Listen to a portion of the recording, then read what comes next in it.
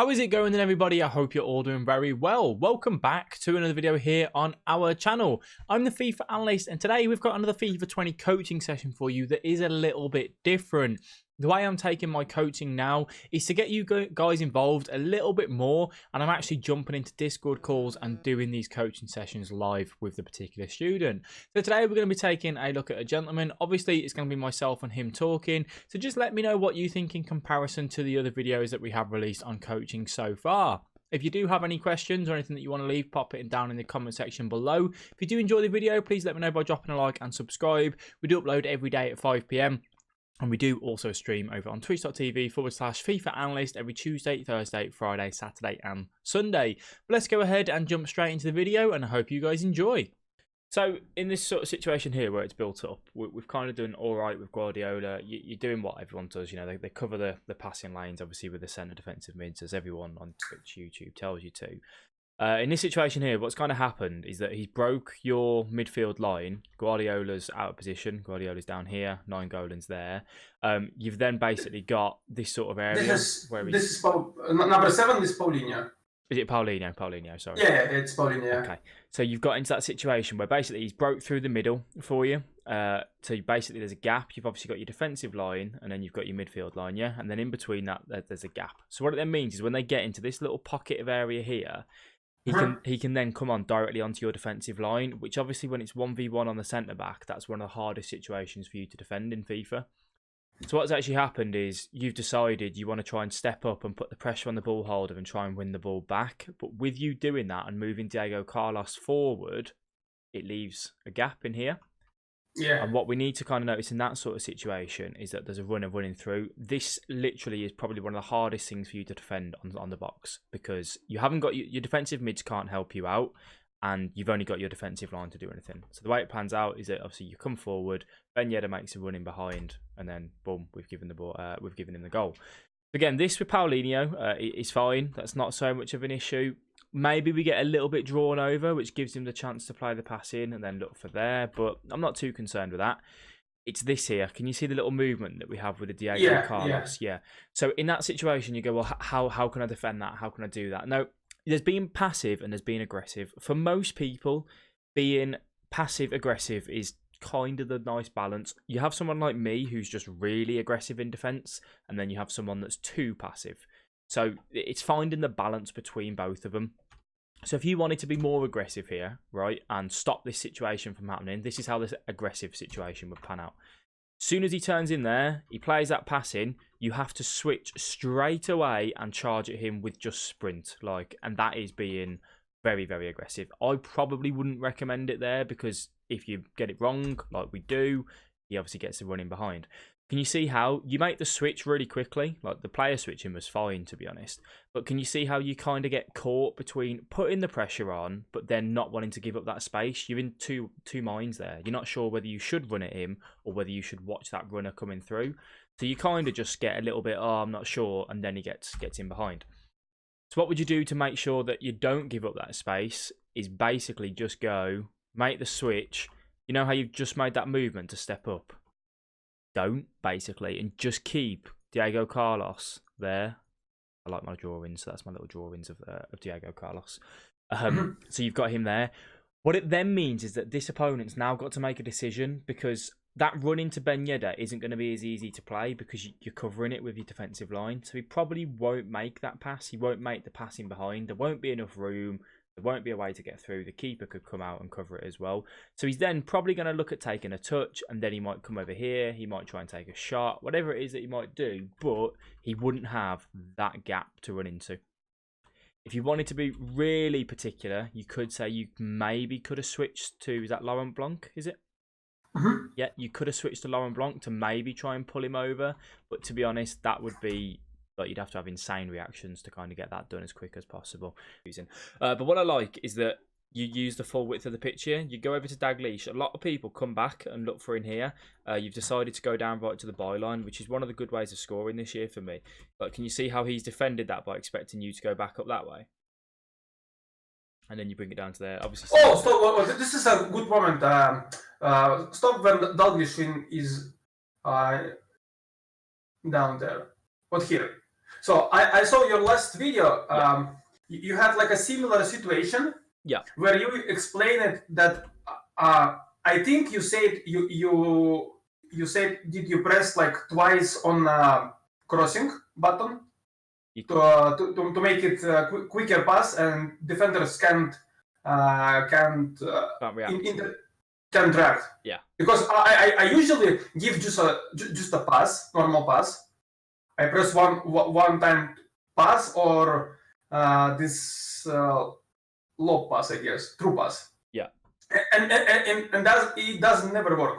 So for this, if you want to make it so the defenders can't react, you have to do RB and A. The RB is, the finesse button. Yeah. Yeah. RB does a low-driven pass where literally Dalglish will rifle it. So, it'll keep it along the ground. It'll hit it with loads of power.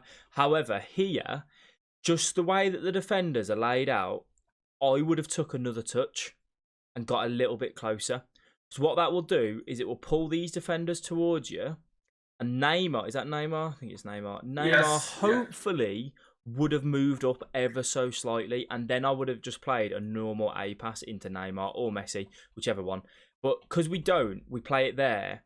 These sort of passes here at the minute aren't on. They're kind of marked. But if you are going to play it to Messi, if you RB and A it, that should hopefully find him. But obviously, because it's just a normal A pass, Sanchez makes the interception automatically. But this RB plus 1 is basically same as I will do twice on A, right? What do you mean? Twice on A? No. So no. It's not an A. It's twice on X. No, so that's a cross. When you do it like twice on when you triple tap it on X to make it literally low driven, but it's different. It's not the same.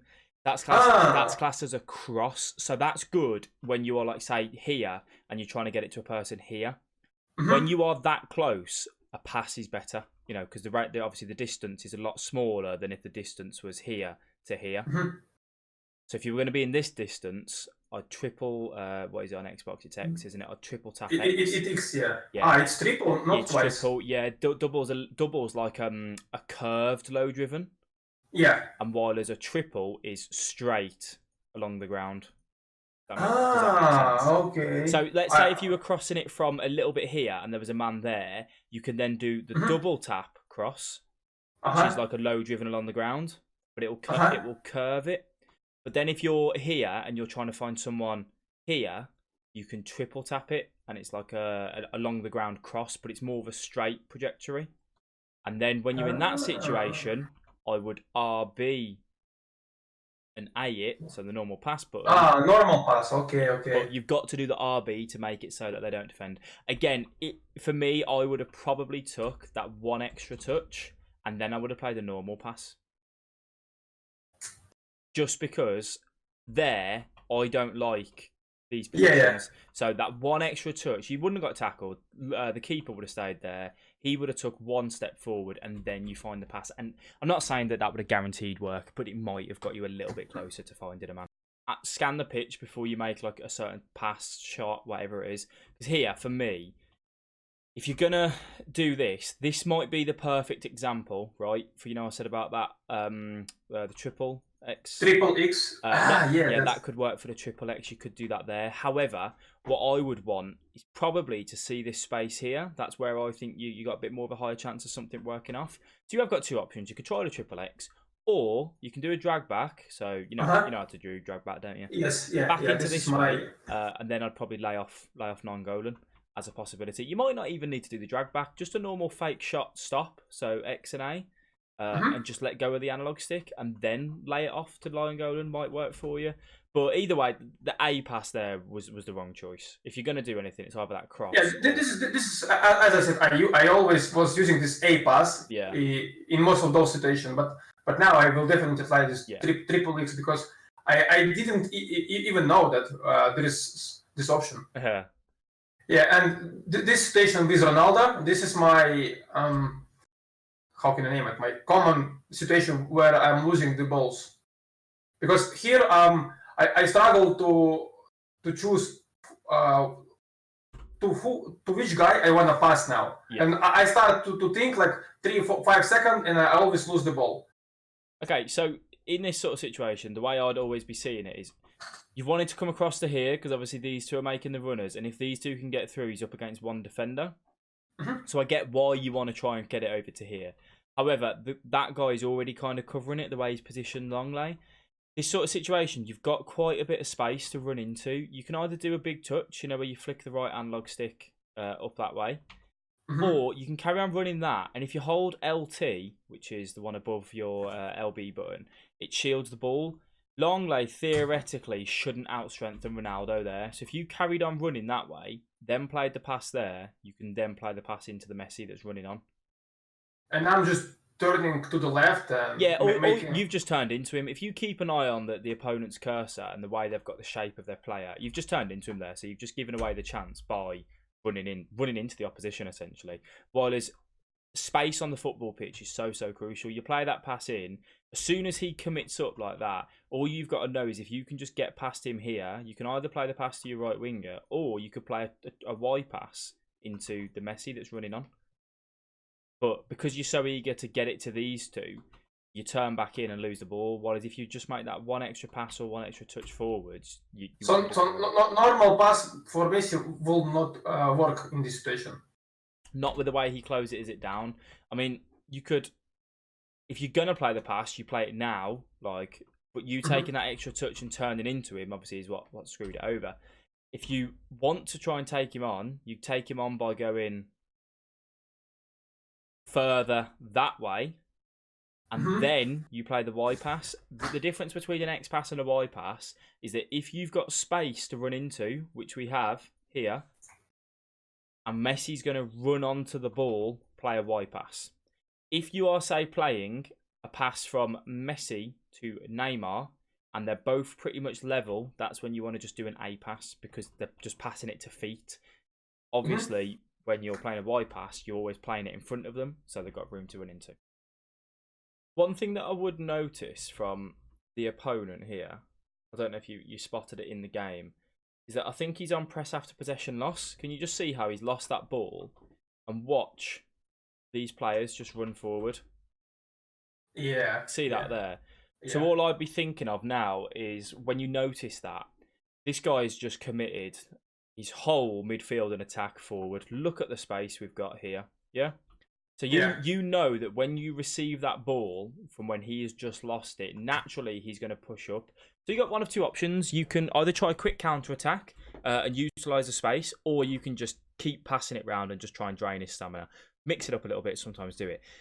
You go for the counter attack here. You do a little skill move, which kind of is fine. But then this heel to heel, I know you said you do test it out to try it. Yeah, but because you've just tried a skill move, when you change skill moves, when you do one after the other, the second one's always terrible.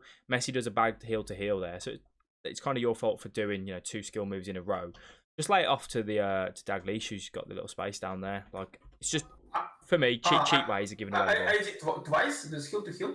Yeah, you did. Look, you did a little skill move here with Messi as soon as you receive the ball.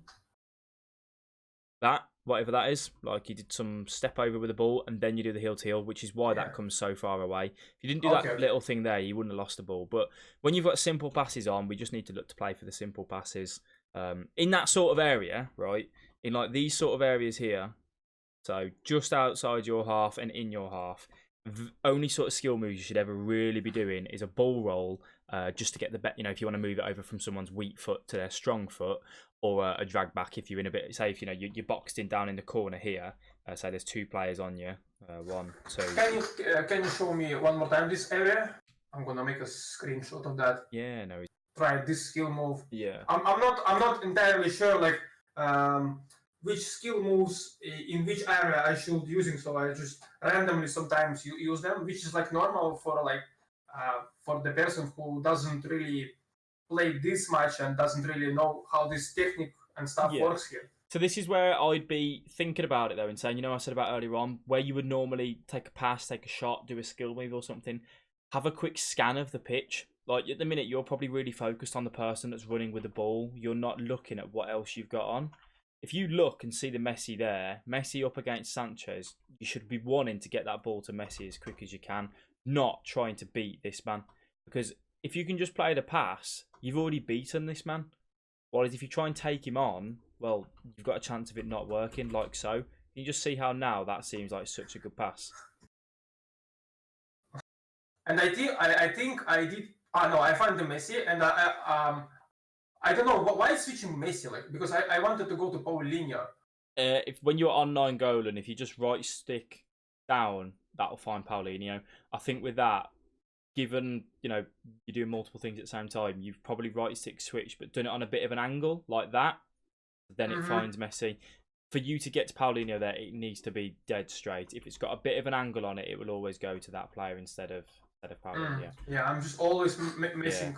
Yeah. You have to just be like kind of conscious of it. Again, it's difficult to say without seeing your actual controller as you're inputting the commands. But that would be one of the reasons on why you're and obviously sometimes given different players and whatnot, it's not always going to. This is counter like his as well looks optimistic, right?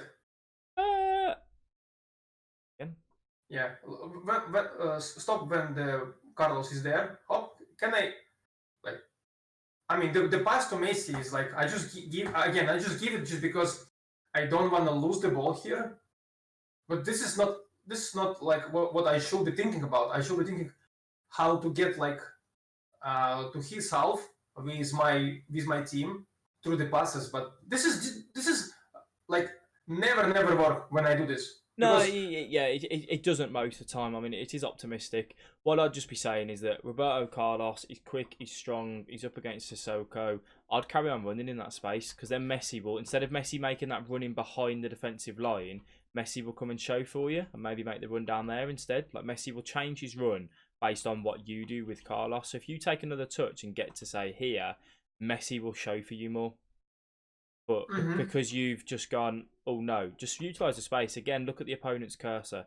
Currently controlling this man here, not Sissoko. He theoretically... What does it mean? What, the cursor? Yeah, no. If his cursor on this guy and not on Sissoko, this mean that... That means you can carry on running that way. Because the automatic defending is not perfect, and the Sissoko is not gonna cover the space. Or... Yes, exactly that. Sissoko, he won't match you pace for pace. AI defenders, just when they're left to their own devices, they're not as quick because of when you're controlling them, you've got the manual commands to get themselves there. So if you would have took another touch, Messi would have then shown for you, I imagine. And I like heel to heel is beautiful. That purely is just from watching the video, I think. And before, as I said, most people tend to get to here and do a drag back and go up, which sometimes it's right. Like, I'm not saying you can't do it. Can you see how that's kind of what he predicts you to do? He doesn't expect you to probably go down the wing there. That's it. Yeah, this is actually work a lot if you go down to the line. Yeah, exactly. It does. Brilliant. But I did the normal pass right now. Yeah, that can work there. That's fine. The reason why the normal pass can work is once you've beaten him, you've done the hard work. He's committed to you with there. So the AI, unless he moves that way, isn't going to intercept it. The reason why this pass works is because Sanchez isn't going to step up with the AI and do that. Say if you were trying to pass it to Ronaldo, who was there, yes, Sanchez might intercept it, but because you go to Neymar, Messi, who's absolutely free, the Sanchez won't intercept that. Well, I think this is like, and I can see like a couple of goals by in this situation. You gotta be calm. I try to keep possession and not lose the ball. Always to keep it and switch thing. Don't be afraid to pass it back to the keeper. Pass it back to the keeper, take a touch, lay it back off to the left back. Or if you've got no one on then, just boot it out, basically, is what I tend to do. But I use the keeper a lot.